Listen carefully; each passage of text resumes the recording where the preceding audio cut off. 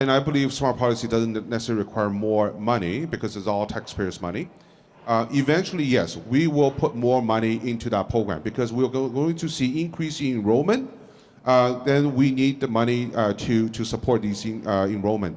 But year over year, from since 2003 to right now, we've seen an increase of on average 85% for colleges and university. That's the operation money. Per student funding, that funding formula has risen by 45%. So if you look at the numbers, and the numbers are published through budget, funding has increased in the recent years. We'll let you guys keep fighting after the panel. Because I do want to get to one more important issue before we turn it over to online and audience questions. And you brought it up, Don, the problem of mental health. I admit I'm ignorant about what the statistics on the Humber campus are, but I know back in my own backyard at the University of Guelph, there was a tremendous number of young people who took their lives last year on the Waterloo campus as well.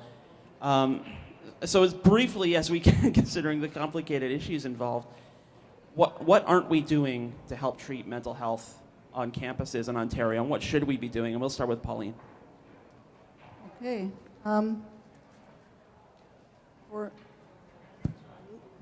One of the things that we have is a lot of immigrant population, new immigrants, and that adds an added intersection or a new wrinkle to the problem of mental health and being comfortable in the society. So the Green Party, one of the things we want to do is increase recognition and accessibility of culturally competent and diverse mental health and addiction services, so that we're providing mental health and addiction services in a culturally sensitive way, and improve the continuity of supports for individuals who are moving between public and private settings, such as post-secondary education.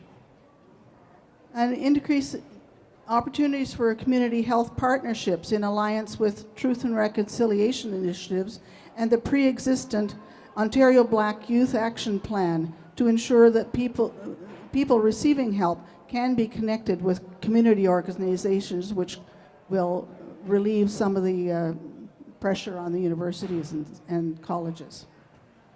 And improve availability of supports and services in other languages, including French and also Indigenous languages where they are needed. Because if you have services in your own language, then that helps as well. For if you're in a mental crisis, being able to talk to somebody in your own language is very important, and that's where the Green Party would like to give you support with the community organizations that already exist, and make sure that there's a connection between you as university students and the organizations, and also with the languages. Thank you. Sandy.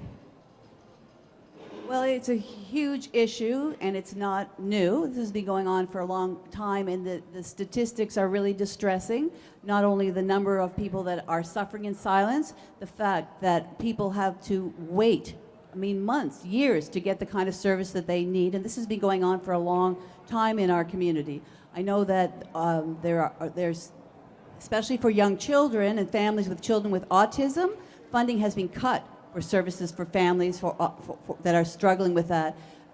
Our hospital system is underfunded and overcrowded, and what we're seeing is people turning to emergency. That's the last resort for people that have mental health issues, and they're showing up at our emergency rooms. And as we know, we have Code Zero events, which is there's a lot of those in Hamilton, which is an instance where at any given time a Code Zero event means that there's absolutely no ambulance available. If you call for service, they're all backed up in the emergency parking lot waiting for their patients to be offloaded. So, in this province for the last many years, people have had this patchwork of services made available for mental health. And I know that Monique Taylor, who's the NDP MPP, has been calling. She had a private member's bill calling for attention to be paid to this. And while families that are struggling with this and individuals, mental health and addiction, I'm sure are very grateful for the a recent announcement from the Liberals. I mean, it's certainly grateful, but was 2 days ago, and the election is in 77 days. And so, I mean, I'm hoping that this sudden attention and priority that's put to mental health will continue, because it's been much needed, and it's been much needed for quite some time now. Don. I was at University of Waterloo yesterday, and I went down there not because I was asked to. When I saw the news of young fourth-year student taking her own life, I was really saddened, and as a parent, I just can't imagine what their family is going through. So my condolences.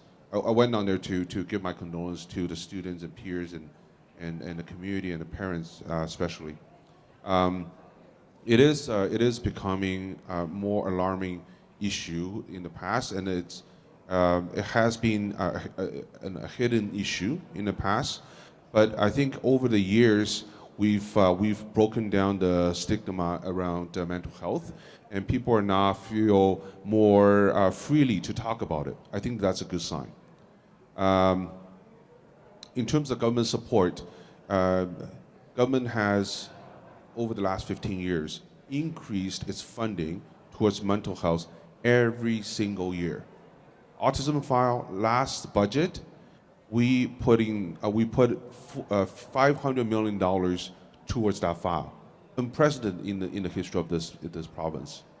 I heard what the NDP candidate had to say about what the government has done, and I talk to Monique Taylor quite often in the House. I just want to point out, in their last platform, it wasn't mentioned at all. In the PC's People's Guarantee, I don't know if they still use that as a platform, not a word of mental health was mentioned. So you gotta really do your research and look at which party really puts funding, really is taking action on addressing this issue. Now, I talked about the recent announcement of a $2.1 billion. It wasn't an overnight decision. The ministry has been working with the industry and consult with the stakeholders over the last 2 years to come up with this plan. We announced the strategy back in 2011. So it's a sign of following through and committing more resource to rebuild this system. In terms of on campus, I think I've heard a few things. One is access. Access is a problem. I believe in a wraparound service when someone is struggling and stressed out and is clearly in need of support. So accessing the mental health care service around in the community is very important. Counseling service is very important. You got to make sure someone that understands and also addressing the diversity issue. I've heard that when international students come here and the language becomes a barrier, it's very uncomfortable for them to share their experience and share their stress and struggle with somebody they don't necessarily feel comfortable talking with. So addressing that diversity issue, because look around our campus, it's so diverse nowadays. We have to take that into account. And also making sure the campus is free of discrimination, right? And also speak to the diversity part. We're the government, and thanks to Premier Wing, the first female premier in the province, and also open gay premier, she understands how much students have to go through if you're coming from a more vulnerable demographic, right? Or gender. So she spearheaded the action plan to ending sexual harassment and sexual assault on campus. I read some stats that 1 in 5 female student will experience sexual assault during the year in the institution. 1 in 3 will experience some sort of sexual harassment. That is completely unacceptable. And this issue wasn't talked about before Premier Wayne came into power. And I'm very pleased that now that there is an action plan, we will follow through on that action plan. Okay. We have reached the portion of the panel where we're going to have internet questions and questions from those of you here in the IRL. I don't know how you want to do this, if you have questions ready there. Yeah, for sure. So we have a few that people have sent over the internet, which I can read out. There's a few people, if any of you want to ask anything, just put up your hand. Let's do that now. Is there anyone in the real life audience that wants to ask anything? Okay, that's all good. We have a ton of other questions ready to go Good. that were submitted earlier as well by different students on this campus. So they're real students, they're just not here. So I think we'll start off with a question from the Academic Reform Group and hand it to Ruse representing them, and maybe she'll go more in depth on that. Hi, it's great to see you all here today. Great to see representatives from each of the 3 out of 4 parties today. So a little debrief on what the Academic Reform Group is. It's a small student organization that just started a few weeks ago, and we look into on-campus political and federal policy as it applies to student concerns. So one question I have specifically towards the Liberal Party representative is you mentioned 11.8 million, if I'm not mistaken, of the new Liberal budget that will include post-secondary mental health services. But I was wondering if you could further explain where those funds will specifically be allocated towards. Thank you.